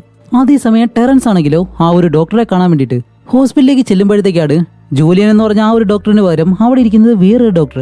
അപ്പോൾ ടെറൻസ് ആയാലും, അല്ല, ജൂലിയൻ എവിടെ പോയെന്ന് ചോദിക്കുമ്പോൾ അയാൾക്ക് വയ്യാതായിട്ട് അയാൾ ഇന്ന് വരത്തില്ല എന്നാണ് പറഞ്ഞത്. ഓ, അങ്ങനെയാണല്ലേ, ശരി, നൈൽസിന്റെ ശരീരം എവിടെയെന്ന് ചോദിക്കുമ്പോൾ അത് അവരുടെ മകൾ കൊണ്ടുപോയല്ലോ, ആരി, മായ എന്ന് പറഞ്ഞ ആ ഒരു പെണ്ണ് ദഹിപ്പിക്കാൻ വേണ്ടി എന്ന് പറയുന്നതും ടെറൻസിന് ഏകദേശം കാര്യങ്ങൾ മനസ്സിലായി തുടങ്ങി. അതേസമയം ഇവര് രണ്ടുപേരും ആ ഒരു മുതലക്കുളത്തിന്റെ അടുത്തേക്ക് അവന്റെ ശരീരം കൊണ്ടുവന്നിട്ട് അതിപ്പോ കാറിൽ നിന്ന് വെളിയിലേക്ക് ഇറക്കി അത് കെട്ടഴിച്ച് അത് ആ ഒരു മുതലാൾക്ക് ഇട്ടുകൊടുക്കാൻ പോവാണ്. അങ്ങനെ ഇരിക്കുമ്പോഴത്തേക്കാണ് കുറച്ച് ദൂരെയായിട്ട് ഒരു പോലീസ് വണ്ടി വരുന്നു. ഇത് കാണുന്നത് നമ്മുടെ ബ്രിഡ്നി നല്ലതുപോലെ പേടിച്ചിട്ട്, ഓ, നമ്മൾ ഇനി എന്ത് ചെയ്യുന്നു പറഞ്ഞ് കരയുമ്പോഴത്തേക്കും മായ അവളുടെ മുഖത്ത് നോക്കിയൊരു ഒറ്റയടി, അത് ഞാൻ നോക്കിക്കോളാം, നീ എന്തായാലും ഈ ഒരു കാര്യം ചെയ്യുന്നു പറഞ്ഞ് മായ ഇപ്പോൾ ആ ഒരു വശത്തേക്ക് ഓടിച്ചില്ലാണ്. അപ്പോൾ ഒരു പോലീസുകാരൻ അവിടെ റൗണ്ടിനായിട്ട് വന്നതാണ്. അപ്പോഴാണ് മായ പറയുന്നത്, ഓ നിങ്ങളിവിടെ ഉണ്ടായിരുന്നില്ലേ, ഞാൻ എന്റെ സുഹൃത്തുക്കളായിട്ട് വെറുതെ ഇവിടെ കറങ്ങാൻ വന്നതാണ്. അപ്പോഴാണ് ഞങ്ങളുടെ കാറിന് പ്രശ്നം വന്നത്, പിന്നെ ആരെയും കിട്ടുമെന്ന് അറിയാൻ വേണ്ടി ഞാൻ ഈ ഒരു വഴിക്ക് വന്നതാണെന്ന് പറയുമ്പോൾ ആ ഒരു പോലീസുകാരൻ, ഓ അങ്ങനെയാണല്ലേ, അല്ല നിങ്ങളുടെ സുഹൃത്തുക്കൾ എവിടെയാ, അവർ പോയെന്ന് പറയും. ശരി നമുക്ക് ആ ഒരു സ്ഥലത്തേക്ക് ഒന്ന് പോയി നോക്കാന്ന് പറയുമ്പോൾ മായ പറയും, അത് കുഴപ്പമൊന്നുമില്ല എന്ന് പറയുമ്പോൾ ഇവിടെ ബ്രിഡ്നിയുടെ അടുത്ത് അവൾ ആ ഒരു കവറിന്റെ കെട്ടെല്ലാം അഴിക്കുമ്പോഴത്തേക്കാണ് ആ ഒരു ഡോക്ടർ ഇപ്പോഴും മരിച്ചിട്ടില്ല. അവൻ എഴുന്നേൽക്കുന്നതും കയ്യിലുള്ള ആ ഒരു കത്തി കൊണ്ട് അവൻ നെഞ്ചത്ത് കുത്തി ആ ഒരു ഡോക്ടറിനെ ബ്രിഡ്നി അവിടെ വെച്ചങ്ങ് കൊല്ലാണ്. അപ്പൊ ഈ ഒരു ശബ്ദം ഇവർ രണ്ടുപേരും കൂടെ കേൾക്കും. അപ്പൊ ആ ഒരു പോലീസുകാരൻ പറയും, അവിടെ എന്തോ ഒരു ശബ്ദം കേൾക്കുന്നുണ്ടല്ലോ. മായ പറയും, ഇല്ലല്ലോ ഞാനൊന്നും കേൾക്കുന്നില്ല എന്ന് പറയുമ്പോൾ ആ ഒരു പോലീസുകാരൻ പറയും, ശരി ബാ നമുക്ക് എന്തായാലും പോയി നോക്കാന്ന് പറഞ്ഞ് മായനെ വിളിച്ചിട്ട് നേരെ ആ ഒരു വശത്തേക്ക് ഒന്ന് നോക്കുമ്പോൾ അതിന് മുന്നേ തന്നെ നമ്മുടെ ബ്രിഡ്നി അവന്റെ ശരീരം എങ്ങനെയൊക്കെ വലിച്ചു കീറി ആ ഒരു മുതലെ കിട്ടുകൊടുത്തെന്ന് തോന്നും. ഇവര് വന്ന് നോക്കുമ്പോഴത്തേക്കാണ് അവരെ രണ്ടുപേരെ അവിടെ കാണുന്നില്ല, ആ ഒരു കാറും കാണുന്നില്ല. അങ്ങനെ ആ ഒരു പോലീസുകാരൻ മായനെയും കൊണ്ട് അവിടെ നിന്ന് തിരിച്ചു പോവാണ്, അവളെ ടൗണിൽ ഇറക്കാന്ന് പറഞ്ഞിട്ട്.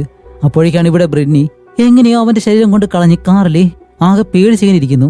അത് കഴിഞ്ഞിട്ട് ഇവള് നേരെ വീട്ടിലേക്ക് വരും. അപ്പോഴേക്കാണ് നമ്മുടെ ടെറൻസ് അവൻ കണ്ടുപിടിച്ച കാര്യമെല്ലാം ബ്രിഡ്നിയോട് പറയാനായിട്ട് വരുമ്പോൾ ബ്രിഡ്നി ഇപ്പോൾ ഒരു കാറിൽ നിന്ന് വെളിയിലേക്ക് ഇറങ്ങുന്നു. അവനാണെങ്കിൽ ഒളിച്ചു നിന്ന് ഇതെല്ലാം ഇങ്ങനെ കാണുന്നുണ്ട്. അങ്ങനെ ബ്രിഡ്നി അകത്തേക്ക് കയറി പോകുന്നതും ഇവൻ വെളിയിലേക്ക് വന്ന് ആ ഒരു കാർ പരിശോധിക്കുന്നു. അപ്പൊ ഈ ഒരു കാറിൽ പറ്റിയിരിക്കുന്ന ചെളി, അവിടെയുള്ള ആ ഒരു ചെടി, ഇതെല്ലാം വെച്ചിട്ട് ഏത് സ്ഥലമാണെന്ന് അവൻ മനസ്സിലാക്കി. അടുത്ത ദിവസം തന്നെ ഡിറ്റക്റ്റീവിനെയും പോലീസുകാരെ എല്ലാവരെയും വിളിച്ച് ഈ ഒരു സ്ഥലത്തേക്ക് വന്ന് പരിശോധിക്കണം. കാരണം ഇവിടെ വന്ന് ഇവർ എന്തോ ഒരു കാര്യം ചെയ്തിട്ടുണ്ട്, അല്ലെങ്കിൽ ആ ഒരു കാണാതായിട്ടുള്ള ഡോക്ടറെ ഇവർ കൊല്ലുക എന്തോ ചെയ്തു എന്നുള്ള സംശയത്തിലേ പോലീസുകാരെല്ലാവരും വന്ന് ആ ഒരു സ്ഥലം മുഴുവൻ പരിശോധിക്കുകയാണ്. അതേസമയം നമ്മുടെ ബ്രിഡ്നി ആണെങ്കിലോ വീട്ടിലിരുന്നിട്ട് ഒരുപാട് ന്യൂസ് പേപ്പർ അങ്ങനെ കട്ട് ചെയ്യുന്നുണ്ട്. അതും കൂമ്പാരമായിട്ട് കട്ട് ചെയ്ത് വെക്കുന്നുണ്ട്, എന്തിനാണെന്ന് അറിയത്തില്ല. എന്നിട്ട് ബ്രിഡ്നി ആയാലും മായ വിളിക്കുമ്പോൾ മായ പറയും, ശരി ഇന്ന് രാത്രി തന്നെ നമുക്ക് ഇവിടെ നിന്ന് പോവാം എന്നുള്ള രീതിയിൽ ഇവർ പ്ലാൻ ചെയ്ത്. അതേസമയം ഇവിടെ നമ്മുടെ ടെറൻസ് ആ ഒരു ഡിറ്റക്റ്റീവ് എല്ലാവരും ഈ ഒരു കുളം ഇറങ്ങി നല്ലതുപോലെ പരിശോധിക്കുന്നുണ്ട്. പക്ഷെ ഇവിടെ നിന്നും അവർക്ക് ഒരു ബോഡിയും കിട്ടുന്നില്ല. അപ്പോഴേക്കാണ് ആ ഒരു ഡിറ്റക്റ്റീവ്, ടെറൻസ് നിന്നോട് നേരത്തെ തന്നെ പറഞ്ഞിരുന്നു ആവശ്യമില്ലാതെ ഈ ഒരു കേസിലേക്ക് വരരുതെന്ന്, ഞങ്ങളിത് അന്വേഷിക്കല്ലേ, ഇപ്പൊ വന്നിട്ട് എന്തെങ്കിലും കണ്ടുപിടിച്ചോ എന്നെല്ലാം പറഞ്ഞ് ടെറൻസിനെ നല്ലതുപോലെ വഴക്ക് പറഞ്ഞിട്ട് ആ ഒരു ഡിറ്റക്റ്റീവും ബാക്കിയുള്ള പോലീസുകാരെ എല്ലാവരെയും വിളിച്ച് അവിടെ നിന്ന് പോവാണ്. ഇപ്പോൾ ടെറൻസിനും എന്ത് ചെയ്യണമെന്നുപോലും അറിയത്തില്ല. അങ്ങനെ ടെറൻസ് നോക്കുമ്പോഴത്തേക്കാണ് ആ വെള്ളത്തിലെ ഒരു മരം നിപ്പുണ്ട്. അതിലെന്തോ ഒരു കാര്യം കണ്ട് ടെറൻസ് നേരെ അവിടേക്ക് വന്ന് അതങ്ങനെ എടുക്കുന്നു. അതുപോലെ ഈ ഒരു കുളത്തിലാണെങ്കിലും മുതലേം കൂടി ഉള്ളതാണ്, ഇവൻ എന്ത് പേടിയില്ലാതെയാണ് ഇറങ്ങിപ്പോയെന്ന് നമുക്കറിയത്തില്ല. അങ്ങനെ അത് കഴിഞ്ഞിട്ട് ഇപ്പോൾ രാത്രിയില്ലേ നമ്മുടെ മായ ബ്രിഡ്നിയെ കാണാനായിട്ട് വരും. എന്നിട്ടാണ് ബ്രിഡ്നിയോട് പറയുന്നത്, ശരി നമുക്ക് എത്രയും പെട്ടെന്ന് ഇവിടുന്ന് പോകാം, ബാ നീ റെഡിയായില്ലേ എന്ന് ചോദിക്കുമ്പോൾ ഇല്ല റെഡിയായില്ല, നമുക്ക് ഇന്ന് എന്തായാലും പോകണ്ടെന്ന് പറയും. അതിനെന്താ കാരണം ദേ അവനാണെന്ന് പറഞ്ഞ് തിരിച്ചു കാണിക്കുമ്പോൾ നമ്മുടെ ടെറൻസ് അവിടെ ഇരിക്കുന്നു. കാരണം ഇവൻ എല്ലാ കാര്യങ്ങളും കണ്ടുപിടിച്ചിട്ട് ഇപ്പൊ ഇവരെ രണ്ടുപേരെയും അകത്തേക്ക് കൊണ്ടുവരാണ്. ഇപ്പൊ ടെറൻസ് പറയുന്ന കാര്യം എന്താണെന്ന് വെച്ചാലേ അവന്റെ കയ്യിലെ ആ ഒരു ഡോക്ടറിന്റെ രക്തം പറ്റിയ ഒരു തുണിയുണ്ട്, അതാണ് അവൻ ആ ഒരു മരത്തിൽ നിന്നും കിട്ടിയത്. എന്നിട്ടാണ് ഇപ്പോൾ ടെറൻസ് പറയുന്നത്, നിങ്ങൾ ചെയ്ത എല്ലാ കാര്യവും എനിക്ക് മനസ്സിലായി, അതുകൊണ്ട് ഞാൻ ചോദിക്കുന്നത് വേറെ ഒന്നുമല്ല, ആ ഒരു ഇൻഷുറൻസ് തുക $70 മില്യൺ അതിൽ നിന്ന് കുറച്ച് എനിക്ക് വേണം. അങ്ങനെയാണെങ്കിൽ ഈ ഒരു കാര്യം ഒരിക്കലും ഞാൻ പോലീസിനോട് പറയത്തില്ല, ഇല്ലാന്നുണ്ടെങ്കിൽ ഇപ്പൊ തന്നെ ഞാൻ ഡിറ്റക്റ്റീവിന്റെ അടുത്തേക്ക് പോകുമെന്ന് പറയുമ്പോൾ ഇവർ ആദ്യം ഒന്ന് ആലോചിച്ചിട്ട് വേറെ വഴിയില്ലല്ലോ, അതുകൊണ്ട് തന്നെ തരാന്ന് പറയും. ഓക്കെ കുറച്ച് നിനക്ക് തരാന്ന് പറയുമ്പോൾ അവൻ പറയും $35 മില്യൺ എന്ന് പറയുമ്പോഴത്തേക്കും അതൊരിക്കലും ഇവർക്ക് ശരിയാവത്തില്ല. അപ്പോ ടെറൻസ് പറയുന്നുണ്ട്, ഞാൻ ഡിറ്റക്റ്റീവിന്റെ അടുത്തേക്ക് പോണോ അതോ വേണ്ടയോ എന്ന് പറഞ്ഞിട്ട് പെട്ടെന്ന് ഫോൺ എടുത്ത് ഡിറ്റക്റ്റീവിനെ വിളിക്കാണ്. ഇത് കാരണം മായ വീണ്ടും പറയും, ഓക്കെ ശരി തരാം എന്നും പറയുമ്പോ കുറച്ചു നേരം നമ്മുടെ ബ്രിഡ്നി ആലോചിച്ചിട്ടാണ് പറയുന്നത്, ഇല്ല ഞാൻ ഒരിക്കലും ഇതിന് സമ്മതിക്കില്ല, എന്റെ പങ്കിന്റെ പകുതി അവന് കൊടുക്കാനായിട്ട് ഞാൻ ഒരിക്കലും സമ്മതിക്കില്ല എന്ന് പറഞ്ഞ് അവള് നേരെ റൂമിനകത്തേക്ക് കയറി പോവാണ്. അപ്പോഴേക്കാണ് മായ ഇവനോട് സംസാരിക്കുമ്പോൾ ബ്രിഡ്നി ഈ ഒരു റൂമിൽ നിന്നും CCTV വഴി എല്ലാ കാര്യങ്ങളും കാണുന്നുണ്ട്. അപ്പോൾ ടെറൻസും വെറുതെ ഒന്നുമല്ല, ഇതുപോലെ ഒരു ഇൻഷുറൻസ് ഏജന്റ് ആയിട്ട് പ്രവർത്തിച്ച് ഇതുപോലെ ഒരുപാട് പേരും ഇൻഷുറൻസ് തുക തട്ടിയെടുക്കാൻ വേണ്ടി ഉടായ്പകൾ കാണിക്കും. അവരെ എല്ലാവരെയും പിടിച്ച് അവരുടെ കയ്യിൽ നിന്നും പണമെല്ലാം ഇവനും വാങ്ങുന്നുണ്ടായിരുന്നു. അങ്ങനെ ഒരു കാര്യമാണ് ഇവനും ചെയ്തുകൊണ്ടിരുന്നത്. അങ്ങനെ ആ ഒരു കാര്യങ്ങളെല്ലാം മായയോട് പറഞ്ഞിട്ട് അവൻ നേരെ വെളിയിലേക്ക് ഇറങ്ങി വരുമ്പോഴത്തേക്കാണ് മായ അവന്റെ പുറകെ വന്ന്, ഓക്കെ അവസാനം എനിക്കൊപ്പം കളിക്കാൻ പറ്റിയ ഒരാളെ ഞാൻ കണ്ടുപിടിച്ചു എന്നും പറഞ്ഞ് അവന്റെ കൂടെ ഇങ്ങനെ സംസാരിച്ച് നിൽക്കുന്നതും പെട്ടെന്ന് തന്നെ നമ്മുടെ ബ്രിഡ്നി വെളിയിലേക്ക് ഇറങ്ങി വരും. അവളുടെ കയ്യിലാണെങ്കിൽ ഇപ്പൊ തോക്കിരിപ്പുണ്ട്. അപ്പോഴാണ് മായ ബ്രിഡ്നിയെ നോക്കിയിട്ട് പറയുന്നത്, ഓക്കെ ബ്രിഡ്നി എല്ലാം അങ്ങ് അവസാനിപ്പിച്ചേക്ക്, ഇവനെ അങ്ങ് കൊന്നേക്കാൻ പറയുന്നതും നമ്മുടെ ടെറൻസ് പേടിച്ചിങ്ങനെ നിൽക്കുമ്പോൾ ബ്രിഡ്നി അങ്ങനെ തോക്കെടുത്ത് ഷൂട്ട് ചെയ്യുന്നു. പക്ഷേ രക്തം തെറിച്ച് വീഴുന്നത് ടെറൻസിന്റെ മുഖത്തേക്ക്, മരിച്ചു വീഴുന്നതോ നമ്മുടെ മായ.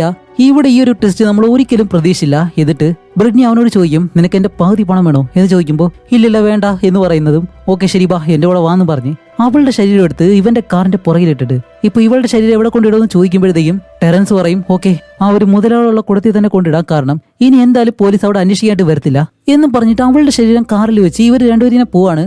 അത് കഴിഞ്ഞ് അവര് നേരെ ട്രാഫിക്കിലേക്ക് വന്ന് നിൽക്കുമ്പോഴത്തേക്കും പുറകിലൊരു പോലീസ് വണ്ടി വന്ന് നിൽക്കുന്നു. അപ്പോഴേക്കും ടെറൻസ് ബ്രിഡ്നിയോട് പറയും, ബ്രിഡ്നി സാധാരണയായിട്ട് ഒന്നും അറിയാത്തതുപോലെ തന്നെ ഇരിക്കും, അങ്ങനെയാണെങ്കിൽ നമുക്ക് രണ്ടുപേർക്ക് രക്ഷപ്പെടാം എന്നെല്ലാം പറയുമ്പോൾ ബ്രിഡ്നി എന്താ ചെയ്യുന്നത് വെച്ചാല് കാറിന്റെ ഡോർ പതിയെ തുറന്ന് അവൾ വെളിയിലേക്ക് ഇറങ്ങുന്നു. ടെറൻസിന് ഒന്നും മനസ്സിലാവുന്നില്ല. എന്നിട്ട് അവളാണെങ്കിലോ അവിടെ നിന്ന് ഒരു ഒറ്റ ഓട്ടം. കുറച്ച് കഴിയുമ്പോഴത്തേക്കും ഈ ഒരു സിഗ്നൽ വീഴുന്നതും ടെറൻസിന് വണ്ടി അവിടെ നിർത്താൻ കഴിയത്തില്ലല്ലോ. അവനാണെങ്കിൽ വണ്ടി സ്റ്റാർട്ട് ചെയ്ത് പോകുന്നതും ഈ ഒരു പോലീസുകാരൻ പുറകെ തന്നെ വരുന്നുണ്ട്. അപ്പോഴുതന്നെ ബ്രിഡ്നി പെട്ടെന്ന് പോലീസ് സ്റ്റേഷനിലേക്ക് വിളിച്ച് ഇതുപോലെ ഒരു കാറിൽ ഒരു പെണ്ണിന്റെ ശരീരം കൊണ്ടുപോകുന്നുണ്ട് എന്നുള്ള രീതിയിൽ വിളിച്ച് പറയുന്നതും ഇപ്പൊ പോലീസുകാരെല്ലാം കൂടി ചേർന്ന് നമ്മുടെ ടെറൻസിനെ അറസ്റ്റ് ചെയ്യാണ്. ഇപ്പൊ അവനാണ് മായയെ കൊന്നുള്ള രീതിയിൽ. അങ്ങനെ അത് കഴിഞ്ഞിട്ട് അടുത്ത ദിവസം കാണിക്കുമ്പോഴത്തേക്കും നമ്മുടെ ബ്രിഡ്നി ഇപ്പോ അവർക്ക് മറ്റൊരു പ്രൈവറ്റ് ആയിട്ടുള്ള പ്ലെയിൻ ഉണ്ട്. അതിലിപ്പോ അവൾ എവിടെയോ പോകാൻ പോകുന്നു. അതേസമയം ടെറൻസിനെ പോലീസുകാർ അറസ്റ്റ് ചെയ്തിട്ട് ഇപ്പൊ ബ്രിഡ്നിയെ കണ്ടിട്ടില്ല, അവളെ നീ തന്നെ ആയിരിക്കും കൊന്നിട്ടുള്ളത്, എവിടെയാ കൊണ്ടിട്ടെന്നെല്ലാം ചോദിക്കുമ്പോൾ അവൻ പറയുന്നുണ്ട്, ഇല്ല ഞാൻ അങ്ങനെയൊന്നും ചെയ്തിട്ടില്ല, നിങ്ങൾ വെറുതെ തെറ്റിദ്ധരിക്കുന്നതാണ്, കാരണം അവര് രണ്ടുപേരും കൂടിയാണ് ഇതെല്ലാം ചെയ്തതെന്ന് പറയുമ്പോൾ നമ്മുടെ ഡിറ്റക്റ്റീവിന് മതിയായിട്ടുള്ള തെളിവുണ്ട്. എന്താണെന്ന് കാണിക്കുമ്പോഴത്തേക്കാണ് ഇവൻ ആ ഒരു വീടിനകത്ത് നിന്നും ഇവരെ രണ്ടുപേരോടും പണം ചോദിക്കുന്ന കാര്യമുണ്ടല്ലോ, പകുതി വേണമെന്നെല്ലാം, ആ ഒരു സീൻ മാത്രം അവർ കട്ട് ചെയ്ത് പോലീസിന് അയച്ചു കൊടുത്തു. അതുപോലെ അതിൽ റെക്കോർഡായിട്ടുള്ള ബാക്കി കാര്യങ്ങളെല്ലാം അവർ കട്ട് ചെയ്ത് എടുത്തു. അതുകൊണ്ട് തന്നെ പോലീസുകാർ എന്തായാലും സംശയിക്കുന്നത് ടെറൻസിനെ തന്നെയാണ്. ഇവന് രക്ഷപ്പെടാനായിട്ട് ഒരു വഴിയുമില്ല, കാരണം പണത്തിന് വേണ്ടിയിട്ട് ബ്രിഡ്നിയെയും അതേപോലെ തന്നെ മായനെയും ഇവനാണ് കൊന്നത് എന്നാണ് ഇപ്പോൾ പോലീസുകാർ വിശ്വസിക്കുന്നത്. ഇപ്പൊ ബ്രിഡ്നിയെ കാണിക്കുമ്പോൾ ബ്രിഡ്നി ആണെങ്കിലോ ആ ഒരു വിമാനത്തില് ആകാശത്തോടെ പറന്നിങ്ങനെ പോകുന്നു. ഞാൻ സ്റ്റാർട്ടിങ്ങിൽ തന്നെ പറഞ്ഞിരുന്നു ഈ മൂവിയുടെ ടെസ്റ്റ് ആർക്കും കണ്ടുപിടിക്കാൻ കഴിയത്തില്ലെന്ന്. ദേ നോക്കിക്കോ, ഇപ്പൊ ആ ഒരു വിമാനത്തിനകത്ത് കാണിക്കുമ്പോഴത്തേക്കും മരിച്ചുപോയെന്ന് പറഞ്ഞ ബ്രിഡ്നിയുടെ രണ്ടാം അച്ഛനുണ്ടല്ലോ, അവനിപ്പോ ആ ഒരു വിമാനത്തിനകത്ത് ഇരിക്കുകയാണ്. ആഹാ, ഇത് നിങ്ങൾ ഒരിക്കലും പ്രതീക്ഷ കാണത്തില്ല. ഇവിടെയാണ് നമ്മൾ പ്രതീക്ഷിക്കാത്തൊരു കാര്യം എന്താണെന്നല്ലേ. ഇപ്പൊ നൈൽസ് എന്ന് പറഞ്ഞ ബ്രിഡ്നിയുടെ രണ്ടാം അച്ഛനുണ്ടല്ലോ, അവനാണെങ്കിൽ ഒരുപാട് ചൂതാട്ടം കളിക്കുമെന്നൊക്കെ പറഞ്ഞിരുന്നു. അതേപോലെ തന്നെ ഒരു മുട്ടയാണെങ്കിലും പണം ചോദിച്ച് ഇയാളുടെ അടുത്തേക്ക് വന്നല്ലോ. അതിന് കാരണം വേറെ ഒന്നുമല്ല, ഇവൻ ഒരുപാട് പേരുടെ കയ്യിൽ നിന്ന് പണം കടം വാങ്ങിയിട്ട് അത്രയും പണവും കൊണ്ട് തൊലച്ചു. അതുകൊണ്ട് തന്നെ ആ ഒരു പണം തിരിച്ചു കൊടുത്തില്ല എന്നുണ്ടെങ്കിൽ ഇവന് ജീവിക്കാനും കഴിയത്തില്ല, അല്ലാന്നുണ്ടെങ്കിൽ ഇവന്റെ സ്വത്തിൽ നിന്ന് ആ ഒരു പണം എല്ലാം പോവും. അതുകൊണ്ട് അവരെല്ലാവരെയും പറ്റിക്കാൻ വേണ്ടിയിട്ടാണ് ഇതുപോലെ ഫേക്ക് ആയിട്ടുള്ള ഒരു മരണം അവൻ ഉണ്ടാക്കി തീർത്തത്. അതിന് സഹായിച്ചതോ ബ്രിഡ്നിയും. അതുമല്ലാതെ ഇവരച്ഛനും മകളും തമ്മിലും നല്ലൊരു ബന്ധമല്ല. അങ്ങനെ അത് കഴിഞ്ഞിട്ട് ഇപ്പൊ ഇവർ വരുത്തി തീർക്കാൻ പോകുന്നത് ഈ ഒരു വിമാനത്തിൽ നിന്നും ഇവർ രണ്ടുപേരും പാരച്യൂട്ട് ഉപയോഗിച്ച് താഴെ ഒരു സ്ഥലമുണ്ട്, അവിടേക്ക് ചാടി രക്ഷപ്പെട്ട് ഇവര് വേറെ ഏതെങ്കിലും രാജ്യത്ത് പോയി ജീവിക്കും.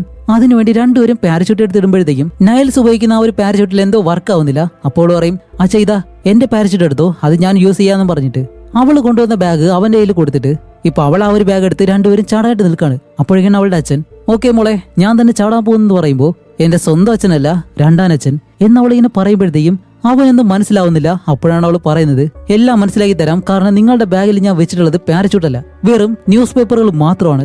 അതുമല്ല നീ എന്റെ അമ്മയെ ഒരുപാട് വിഷമിപ്പിച്ചിട്ടുണ്ട്, അതിന് പ്രതികാരമായിട്ടാണ് ഞാൻ ഇത് ചെയ്യുന്നതെന്ന് പറഞ്ഞിട്ട് അവനെ ചവിട്ടി അങ്ങ് താഴേക്കിടും. അപ്പൊ അയാളാണെങ്കിലോ നേരെ താഴേക്ക് വീണ് പാരച്യൂട്ട് വലിക്കുമ്പോഴത്തേക്കും അതിൽ നിന്ന് വീഴുന്നത് ന്യൂസ് പേപ്പർ മാത്രം. അങ്ങനെ ഇങ്ങനെ നേരെ താഴേക്ക് വീണ് മരണപ്പെടുകയും ചെയ്തു. അത് കഴിഞ്ഞിട്ട് നമ്മുടെ ബ്രിഡ്നി ആ ഒരു വിമാനത്തിൽ നിന്നും ഒരൊറ്റ ചാട്ടം താഴേക്ക്, എന്നിട്ട് ആ ഒരു പാരച്യൂട്ട് ഉപയോഗിച്ച് അവള് പറന്ന് അതേ സ്ഥലത്ത് വന്ന് ഇറങ്ങാണ്. എന്നിട്ട് ഒരു വെള്ളത്തിലിങ്ങനെ കിടക്കുമ്പോഴത്തേക്കാണ് വേറൊരു ബോട്ടിൽ ആരോ ഒരാൾ അവിടേക്ക് വരുന്നു. എന്നിട്ട് അവളെ പിടിച്ച് മുകളിലേക്ക് കയറ്റുന്നതും അടുത്ത ഒരു ഒന്നൊന്നര ടെസ്റ്റ് എന്താണെന്നല്ലേ, 1 വർഷം മുന്നേ മരിച്ചു എന്ന് പറഞ്ഞ അവളുടെ സ്വന്തം അമ്മ. എന്നിട്ട് രണ്ടുപേരും ആ ഒരു ബോട്ടിൽ കയറി ആ ഒരു അമ്മ പറയും, ഓക്കെ മോളെ ഇനി എന്തായാലും നമുക്ക് നമ്മുടെ പണം അതെടുക്കാന്നും പറഞ്ഞിട്ട് ഇവര് രണ്ടുപേരും ബോട്ടില് അവിടെ നിന്നങ്ങ് പോവാണ്. ഷെടാ എന്താണ് സംഭവിച്ചത് നിങ്ങൾക്ക് അറിയത്തില്ലല്ലേ, എല്ലാം വ്യക്തമാക്കി തരാം, ശ്രദ്ധിച്ചു കേട്ടോ. സത്യത്തിൽ യഥാർത്ഥ കുറ്റവാളികള് നമ്മുടെ ബ്രിഡ്നിയും അവളുടെ അമ്മയാണ്. കാരണം അവളുടെ അമ്മ ഇതുപോലൊരു പണക്കാരനായിട്ടുള്ള നൈൽസിനെ വിവാഹം കഴിച്ചു, കാരണം അവന്റെ സ്വത്തെല്ലാം തട്ടിയെടുക്കാൻ വേണ്ടി. എന്നിട്ട് അവളുടെ അമ്മ മരിച്ചെന്ന് പറഞ്ഞിട്ട് ഒരു ഫേക്ക് ആയിട്ടുള്ള അപകടവും വരുത്തി തീർത്തു. സത്യത്തിൽ അതില് അവളുടെ അമ്മ മരിച്ചിട്ടില്ല, അവർ ഇത്രയും കാലം ഒളിച്ച് ജീവിക്കുമായിരുന്നു. ആ ഒരു സമയത്താണ് നൈൽസിന് ഇതുപോലെ ഒരുപാട് കടങ്ങളുണ്ടെന്നും ആ ഒരു കടമെല്ലാം തീർക്കാൻ വേണ്ടി അവന് രക്ഷപ്പെട്ടേ പറ്റൂ. അതിനു വേണ്ടിയിട്ട് അവൻ ചെയ്യുന്ന ഒരു ഐഡിയ ആണ് ഇതുപോലെ നമ്മുടെ ബ്രിഡ്നിനെയും അതേപോലെ തന്നെ മായനെയും കൂട്ടുപിടിച്ച് ഇതുപോലെ അവന്റെ ഒരു ഫേക്കായുള്ള മരണം വരുത്തി തീർത്ത് അവസാനം മായയാണ് അയാളുടെ മകള് എന്നുള്ള രീതിയിൽ മാറ്റി അതിനു വേണ്ടിയിട്ട് ആ ഒരു ഡോക്ടറിനെ കൂട്ടുവിളിച്ചിട്ട് അയാളുടെ മരണം ഫേക്കായിട്ട് വരുത്തി തീർത്ത് ആ ഒരു പണമെല്ലാം മായയിലേക്ക് എത്തിക്കുക. ഈ ഒരു പ്ലാൻ നൈൽസിന് പറഞ്ഞു കൊടുത്തതേ നമ്മുടെ ബ്രിഡ്നിയാണ്. അപ്പൊ അതിനു വേണ്ടിയിട്ട് ഇവർ ചെയ്തതെന്ന് വെച്ചാൽ മായയുടെ അച്ഛനുണ്ടല്ലോ, അയാളുടെ ശരീരം അടക്കം ചെയ്ത ആ ഒരു സ്ഥലത്ത് നിന്ന് കുഴിച്ചെടുത്ത് അതാണ് ആ ഒരു വിമാനത്തിൽ വെച്ച് ഇവർ ആ ഒരു പൊട്ടിത്തെറി ഉണ്ടാക്കിയിട്ട് നൈൽസിന്റെ ശരീരം എന്ന് പറഞ്ഞ് ഇവർ കണ്ടുപിടിക്കുന്നത്. അതുകൊണ്ടാണ് ഈ ഒരു DNA റിസൾട്ടും കറക്റ്റ് ആയിട്ട് വന്നത്. കാരണം യഥാർത്ഥ മായയുടെ അച്ഛന്റെ ശരീരം തന്നെയാണ് DNAക്കായിട്ട് ഇവർ പരിശോധനയ്ക്ക് എടുത്തത്. പക്ഷെ നൈൽസ് ആണെങ്കിലോ മറ്റൊരിടത്ത് ഒളിച്ച് താമസിക്കുകയും ചെയ്യുമായിരുന്നു. പിന്നീട് സംഭവിച്ച കാര്യങ്ങൾ എന്താണെന്ന് നമുക്ക് മനസ്സിലായല്ലോ. പക്ഷെ ഇവിടെയാണ് നമ്മുടെ ബ്രിഡ്നിയുടെ പ്ലാൻ. അവളും അവളുടെ അമ്മയും കൂടി ചേർന്നിട്ട് ഇയാളുടെ പണമെല്ലാം സ്വന്താക്കാൻ വേണ്ടി പ്ലാൻ ചെയ്തിട്ട് അവൾ ഇതിൽ നിന്നെല്ലാം ഒഴിഞ്ഞു നിന്നു. കാരണം അവളെ ആരും സംശയിക്കാതിരിക്കാൻ വേണ്ടി.